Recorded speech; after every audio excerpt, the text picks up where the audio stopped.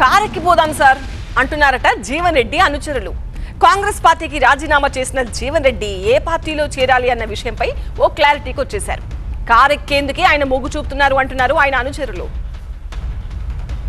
రాజీనామా పత్రాన్ని విడుదల చేస్తున్నా. ఈ నెల 25న కాంగ్రెస్ పార్టీకి రాజీనామా చేసిన మాజీ మంత్రి జీవన్ రెడ్డి భవిష్యత్ కార్యాచరణ రూపొందించుకుంటున్నారు. వరుసగా కార్యకర్తలతో భేటీ అవుతున్నారు. వారి అభిప్రాయాలను తెలుసుకుంటున్నారు. జగిత్యాల జిల్లాకు చెందిన ద్వితీయ శ్రేణి కాంగ్రెస్ నేతలు కూడా జీవన్ రెడ్డి ఇంటికి వెళ్లి కలుస్తున్నారు.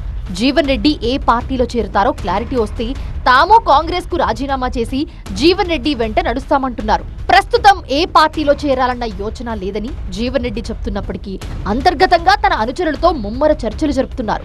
ఈ చర్చల్లో మెజారిటీ కార్యకర్తలు బీఆర్ఎస్ లోకి వెళ్దామని చెప్తున్నట్టు తెలుస్తోంది. జీవన్ రెడ్డి కూడా కార్ ఎక్కితేనే సుఖంగా ఉంటుందని చెప్తున్నారంట. ఇప్పటికే కేసీఆర్, కేటీఆర్ తో జీవన్ రెడ్డి టచ్ లో ఉన్నారన్న ప్రచారం నడుస్తోంది. బీఆర్ఎస్ కు జగిత్యాలలో జీవన్ రెడ్డి లాంటి నేత అవసరం ఉంది.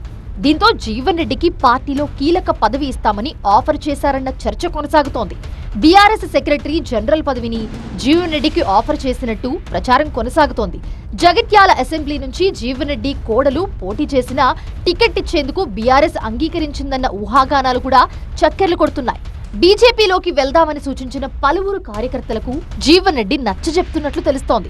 బీజేపీలోకి వెళ్తే జగిత్యాలలో ఉన్న తన ముస్లిం అనుచరులు కలిసిరారన్నారు జీవన్ రెడ్డి.